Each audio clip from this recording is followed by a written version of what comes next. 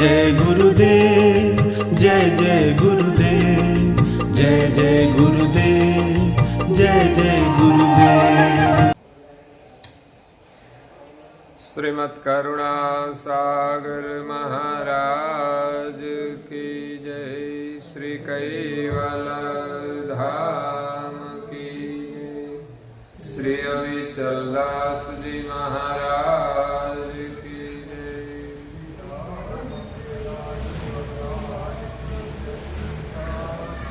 सात केवल साहिब, सतकेवल साहिब, सतकेवल साहिब।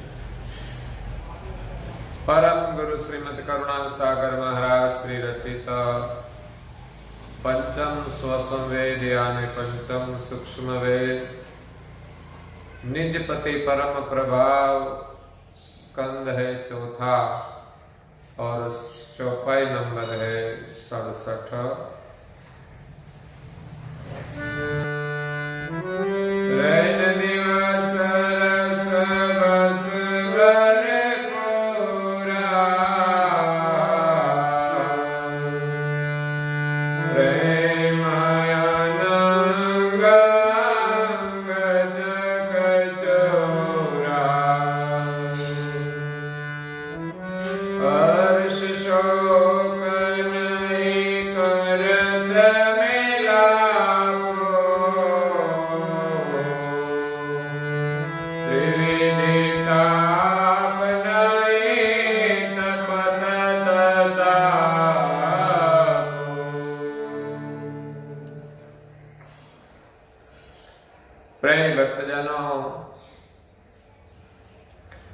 ज्ञान संप्रदाय के आद्य स्थापक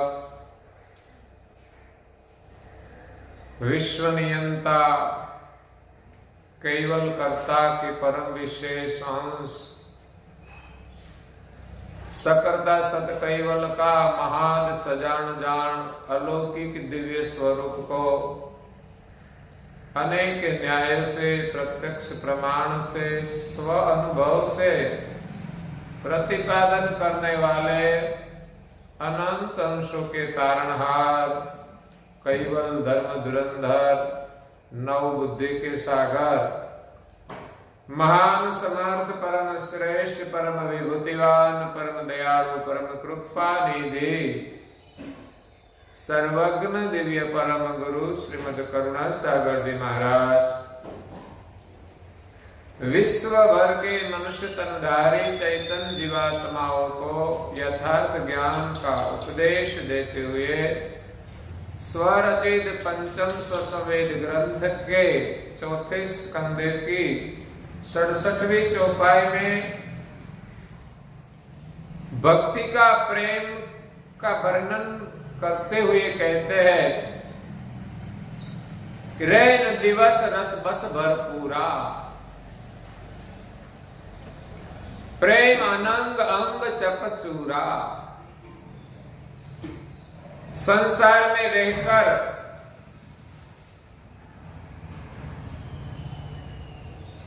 काम क्रोध लोभ मोह इस सब दोषों को छोड़कर संसार को स्वप्न समान जो देखते हैं ऐसे भक्तों के प्रेम का वर्णन करते हैं। ऐसे भक्तों का प्रेम कैसा होता है? रात दिन भक्ति के प्रेम रस में रसवश रहते हैं। तुलसीदास जी कहते हैं,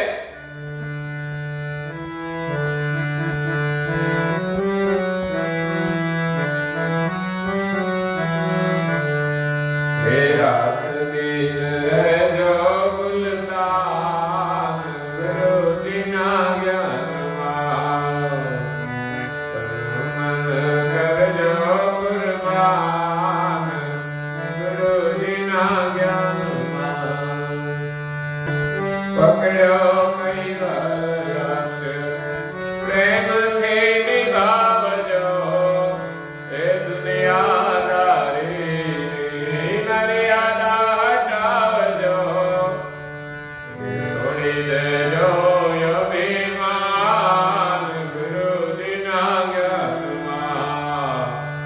हे रात दिन रहजो गुरदान, गुरु बिना ज्ञान मान। रात दिन गुरु महाराज के ज्ञान में हम गुलतान हो जाए, भक्ति के रस में रसबस हो जाए। पकड़ो कैवल लक्ष्य प्रेम से निभाना। जो कैवल लक्ष्य को पकड़ा है, दृढ़ता से पकड़े, प्रेम से उसका निभाव करे। दुनियादारी की मर्यादा हटाओ। जो भक्ति करने के लिए दुनिया की कहीं मर्यादाओं को हटाना पड़ता है। संसार में रहकर भक्ति करना है, लेकिन कुछ मर्यादाओं को छोड़ना पड़ता है। जितना जरूरी है उतना ही करना चाहिए। छोड़ी दे जो अभिमान, गुरु जिना ज्ञान मान। संसार में हम जो कुछ करते हैं इसमें ज्यादा अभिमान रहता है। संसार की नश्वर चीजों का, नश्वर क्रियाओं का अभिमान छोड़कर हम प्रभु की भक्ति करें, प्रभु का गुणगान करें। जहां अभिमान है वहां प्रभु का सुमिरन रहता नहीं, क्योंकि जिनका अभिमान है उनका ही स्मरण रहता है कि मैं वो हूं, मैं ये किया, मैंने ये किया, मेरे पास ये है, वो है। कई प्रकार का अभिमान हमें प्रभु का सुमिरन होने नहीं देता। इसलिए यहां दिव्य परम गुरु जी कहते हैं कि रैन दिवस रस बस भरपूरा। संसार में रहकर रात दिन प्रभु के सुमिरन में, सर्जनहार के सुमिरन में, कैवल के सुमिरन में तनिक भी मन में कोई विचार की जगह नहीं रहती, किसी बात की जगह नहीं रहती, किसी काम की जगह नहीं रहती। भरपूर प्रेम में रस बस रहते हैं। प्रेम अनंग अंग चकचूरा। जिसके शरीर के सभी अंग में प्रेम का रंग चकचूर हो गया है। आंखों में भी प्रभु का प्रेम दर्शन के लिए, हाथ में भी प्रभु का प्रेम सेवा के लिए, पैर में भी प्रभु का प्रेम निरंतर सदमार्ग पर चलते ही रहते हैं। कान में प्रभु का प्रेम, जो सत शब्द सुनते ही रहते हैं। जीवहा में प्रभु का प्रेम, जो प्रभु का प्रसाद ही ग्रहण करते हैं और निरंतर गुरु महाराज का गुणगान करते हैं। नासिका में भी प्रभु का प्रेम, जो परम सुगंधी ग्रहण करते हैं। संसार के विषयी सुगंध का विलास नहीं करते। हृदय में प्रभु का प्रेम, मन में प्रभु का प्रेम, बुद्धि में प्रभु का प्रेम, अंतस्करण में प्रभु का प्रेम चकचूर रहता है। ऐसे कई भक्त संसार में हुए हैं, जिनमें कुछ भक्तों का वर्णन दिव्य परम गुरु जी ने अगाध बोध ग्रंथ में किया है। दिव्य परम गुरु जी ने एक युगल भक्त का वर्णन किया है, जो संसार में रहकर सर्जनहार की खोज की और सर्जनहार का भजन किया। आनंद के नजदीक नापाड़ नाम का गांव है। नापाड़ गांव में जो हरिजन हुए, कहलसंग और जतनबाई, दोनों ने तन मन धन का त्याग करके शुद्ध स्नेह से प्रभु की भक्ति की। कथा कहती है कि कालसंग को 3 पत्नियां थी। बड़ी जो 2 पत्नी थी उसको कोई संतान नहीं था। तीसरी पत्नी जतनबाई, जिनको एक संतान था, पुत्र, जिसका नाम था आशाराम। लेकिन वो पुत्र गूंगा था, बोल नहीं सकता था।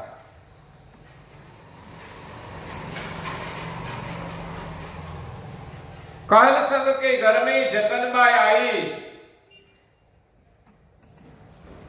जो चतुर थी, सुघड़ थी, समझदार थी,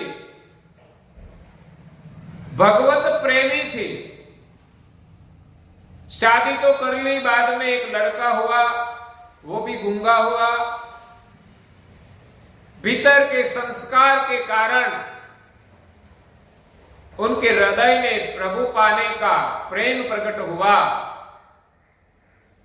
जतनबाई के साथ कालसंग भी इस भक्ति के रंग में रंग गए।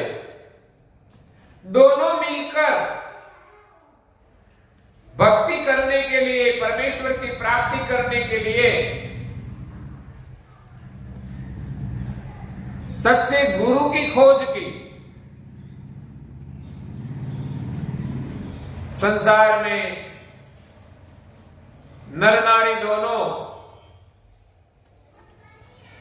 खट दर्शन की आज्ञा लेकर उनका मत देखा। बाद में सबसे पहले काजी और मुल्ला का भी संग किया, सत्संग किया, लेकिन इसमें उनका मन स्थिर नहीं हुआ। बाद में सन्यासी परंपराएं हैं, उनका मत देखा, इसमें भी कोई ऐसा मत नहीं दिखाई दिया। सब अपने अपने मत की सराहना करते हैं, औरों की निंदा करते हैं, इसलिए उनका मन वहां भी नहीं ठहरा। बाद में संसार में जैन मत है, महावीर स्वामी का जैन मत, इसमें श्वेतांबर दिगंबर 2 परंपराएं हैं, उनका मत भी देखा, लेकिन इसमें भी उनका मन स्थिर नहीं हुआ। बाद में 6 प्रकार के जो भेद है, जोगी जंगम सन्यासी सेवड़ा तपसी ने ब्रह्मचारी, जोगी जंगम सन्यासी सेवड़ा तपसी ने ब्रह्मचारी,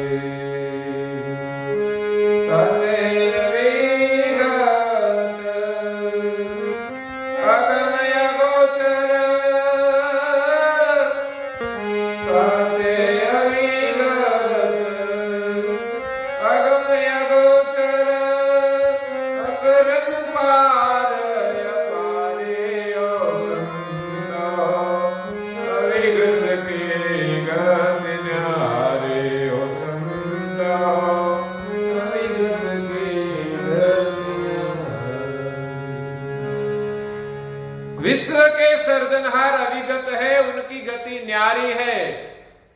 जोगी जंगम सन्यासी सेवड़ा तपसी ब्रह्मचारी, इन सभी मतों से सर्जनहार की गति न्यारी है। तो कालसंग और जतनबाई ने जंगम का मत देखा, तो और का जैसा लक्ष्य है वैसा ही उनका मत था। ब्राह्मण की सब क्रिया देखी तो ज्यादातर उसमें कर्मकांड देखा, जोगी का मत देखा, लेकिन किसी ने भी सृष्टि के सर्जनहार का स्थापन नहीं देखा। सब अपने अपने मत की सराहना करते हैं, औरों की निंदा करते हैं, लेकिन जो निजानंद लक्ष्य है कैवल का, वो कहीं देखने में नहीं आया। दोनों पति पत्नी बहुत समझदार थे, सबका ज्ञान देखा, लेकिन सब में कर्मकांड ही नजर आया। बातें ज्ञान की करे और क्रिया कर्मकांड की करे, कहीं भी आत्मज्ञान का अनुभव नहीं हुआ। तब दोनों ने सच्चे गुरु की परीक्षा के लिए एक दृढ़ निश्चय किया, एक संकल्प किया कि अपना जो गूंगा लड़का है उनके सिर पर कोई हाथ रखे और अपना लड़का बोलने लगे। उतना ही नहीं, वो बिना शास्त्र पढ़े ज्ञान का उच्चारण करे तो माना जाए कि ये कोई पहुंचे हुए संत है, उनके पास कुछ हमें मिलेगा।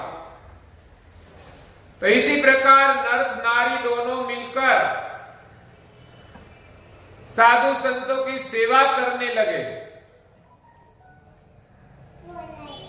खट संप्रदाय, द्वादश भेद और साधु सन्यासी जो आए उनकी प्रेम से सेवा करते हैं, उनका चरणामृत लेकर अपने बच्चे को पिलाते हैं, उनको भोजन कराते हैं और संतों का हस्त दोनों पति पत्नी अपने लड़के के सिर पर रखवाते थे, लेकिन कोई परिणाम नहीं देखा। इसी प्रकार सेवा करते करते 6 साल बीत गए, लेकिन किसी संतों की कृपा से उनका लड़का जो गूंगा था वो बोलने नहीं लगा। तब बाद में एक फकीर मिला। इस फकीर ने ध्यान करने का साधन बताया कि अगर तुमको परमेश्वर की प्राप्ति करनी हो तो ध्यान में बैठकर खोज करो। तो ये दोनों दंपति थे, गृहस्थाश्रम में रहते थे। ऐसा करना थोड़ा कठिन तो है ही। आजकल घर में लोग आधा घंटा भी ध्यान में नहीं बैठते। परम गुरु जी ने आज्ञा दी है 2 घड़ी ध्यान भजन करना, लेकिन उतना समय मिलता नहीं। हाँ, बातों करने का समय मिलता है, वहां आधा घंटा नहीं 1-1 घंटा चला जाता है, पता चलता नहीं। लेकिन जो ध्यान करने को कहा है उनके लिए समय नहीं मिलता।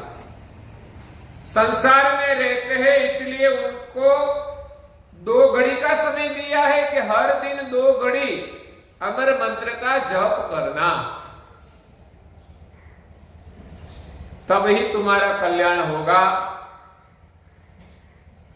तो ये दोनों दंपति ने, एक फकीर ने कहा कि आप लोग ध्यान करें।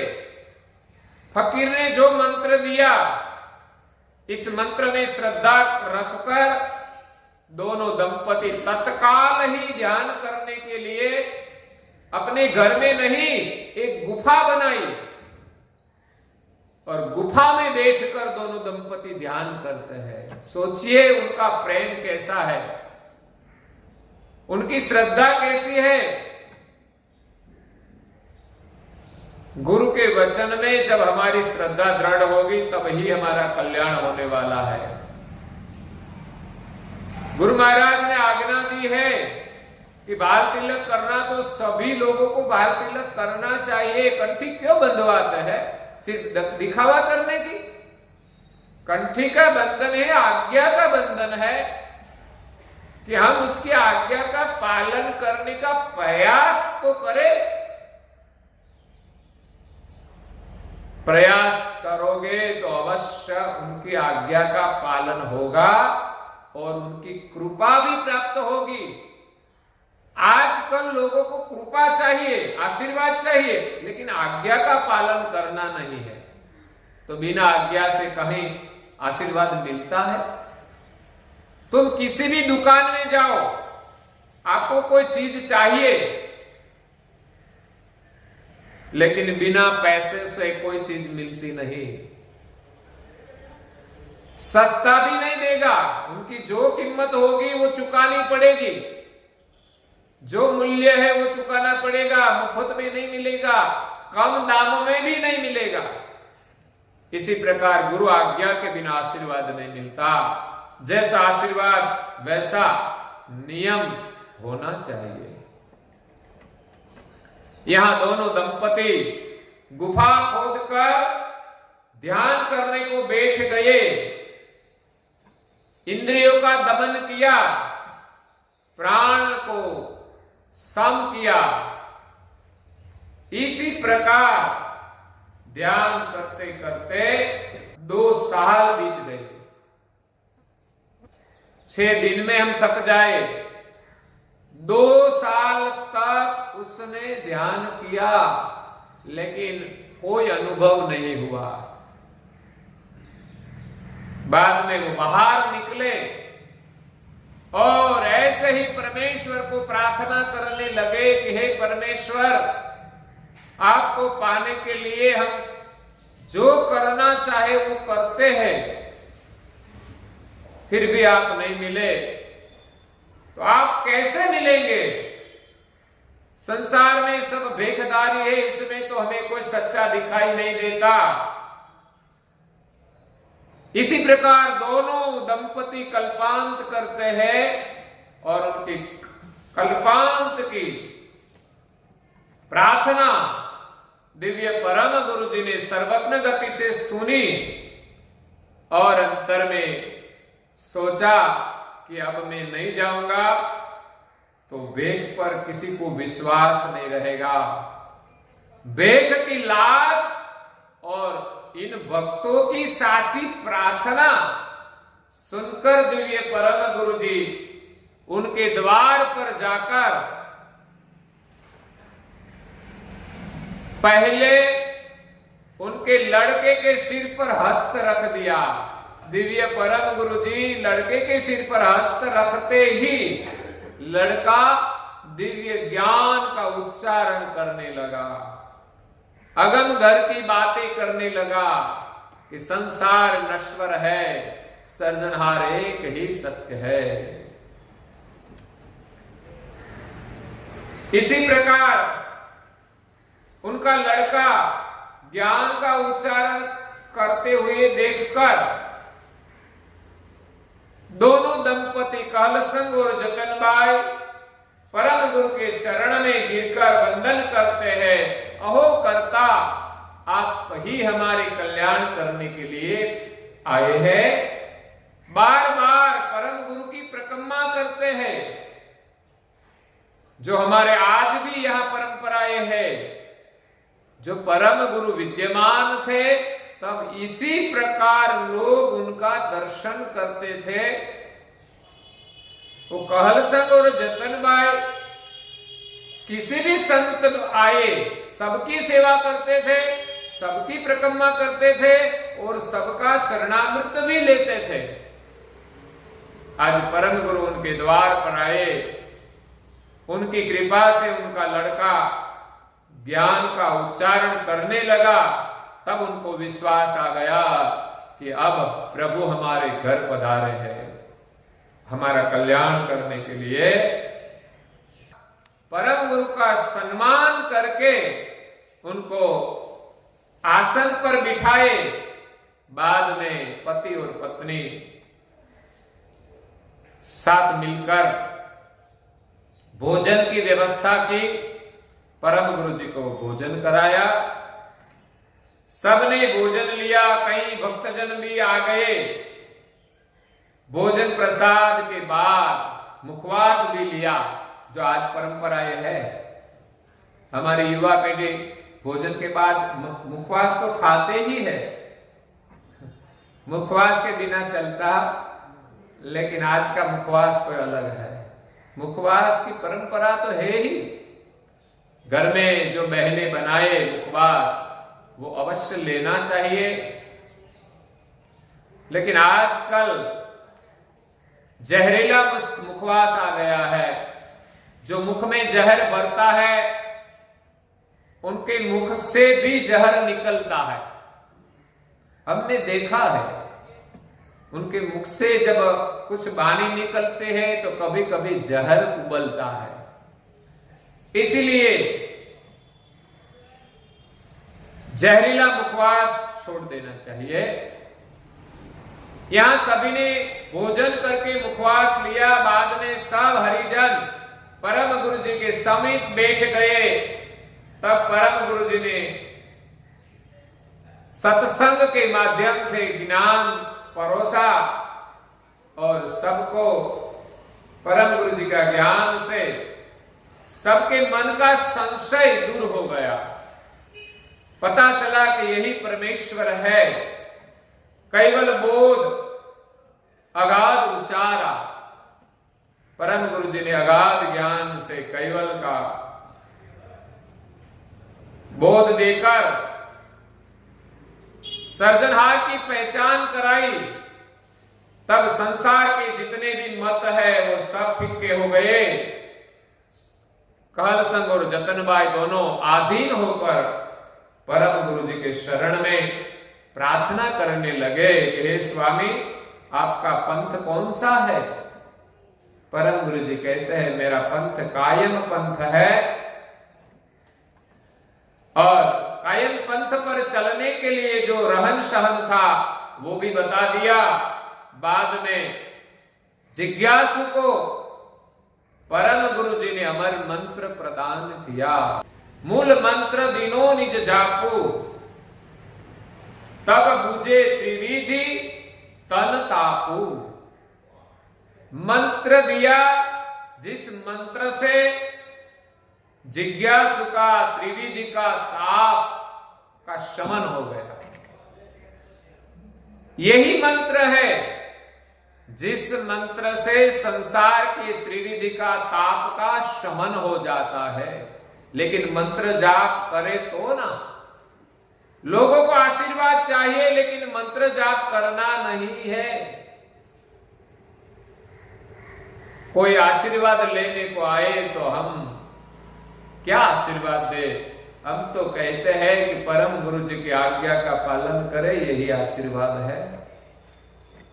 तो मंत्र जाप से त्रिविधि का जो ताप था वो शांत हो गया। आदि व्याधि और उपाधि सब शांत हो गई। आदि व्याधि अने उपाधि सौ मारे ने लेवे समाधि। संसार में रहकर आदि व्याधि और उपाधि को छोड़कर हम प्रभु का सुमिरन करें, वही समाधि है, वही शांति है। तो यहां कालसंग और जतनबाई का जब त्रिविधि ताप शांत हुआ तब उनके मन में वैराग आया। अपना तन मन धन परम गुरु जी के शरण में अर्पण कर दिया। अपनी जो सब मिल्कत थी वो सब परम गुरु जी को अर्पण कर दी। अपना एक ही लड़का था, परम गुरु के शरण में दे दिया, क्योंकि वो तो अब ज्ञानी हो गया, भव भीड़ भंजन हो गया। इसलिए परम गुरु के शरण में अर्पण कर दिया और उनके पास जो संपदा थी वो सब कुछ परम गुरु के शरण में अर्पण कर दिया। और उनके अंतर में वैराग प्रकट हुआ। उर वैराग लक्ष्य चित्त प्रोई। उनका चित्त परम गुरु जी के लक्ष्य में पिरो दिया और संसार के प्रति संपूर्ण वैराग आ गया। हाँ, उनकी जब फर्ज होती है तब सब कुछ करना चाहिए, लेकिन कहा जाता है कि 50 साल के बाद लड़के जब बड़े हो जाए, काम करने लगे, तब संसार की मोह माया को छोड़कर प्रभु का सुमिरन करना चाहिए, जिनको वानप्रस्थ कहते हैं। 50 साल के बाद वानप्रस्थ आश्रम शुरू होता है। 50 साल तक अपनी कोई जिम्मेदारी है तो वो निभानी चाहिए, लेकिन जितनी जरूरी हो उतनी ही। 50 साल के बाद वानप्रस्थ में जब प्रवेश करते हैं, तब वानप्रस्थ का अर्थ तो यही होता है कि हम वन में प्रस्थान करें। लेकिन आजकल समय ऐसा नहीं है कि भक्ति करने के लिए वन में जाने की जरूरत हो, वन में जाकर हम भजन करें, ऐसा समय नहीं है। लेकिन जैसे वन में भजन किया जाता है, वैसे ही हम घर में भजन करें, मेरी तेरी छोड़कर प्रभु का सुमिरन में ही हमारा चित्त लगाए। कहल संग और जतनबाई जैसे भक्त बहुत कम होते हैं, लेकिन उनके जीवन से हमें प्रेरणा मिलती है कि संसार में रहकर भी ये सब कुछ हो सकता है। कभी हमारा नेगेटिव विचार हमें आगे बढ़ने नहीं देता, उनके लिए यही एक प्रमाण है। तो यहां परम गुरु जी कहते हैं कि रैन दिवस रस बस भरपूरा, कहल संग और जतनबाई रात्रि दिन प्रभु के सुमिरन में, भक्ति के रंग में रस बस भरपूर थे। प्रेम अनंग अंग चक्षुरा, उनके अंग, उनके शरीर के प्रत्येक अंग में प्रभु प्रेम चक्षुर था। हर्ष शोक नहीं करत मेला को, उनके जीवन में अब कोई हर्ष नहीं रहा, अब कोई शोक नहीं रहा। त्रिविधि ताप नहीं तपत तापो, अब उनको कोई त्रिविधि का ताप तपा नहीं सकता। इसी के साथ आज के प्रवचन को हम विराम देते हैं। आगे का प्रवचन हम कल सुनेंगे। श्रीमद् करुणा सागर महाराज की, श्री कैवल धाम की जय, श्री अविचलदास जी महाराज की जय।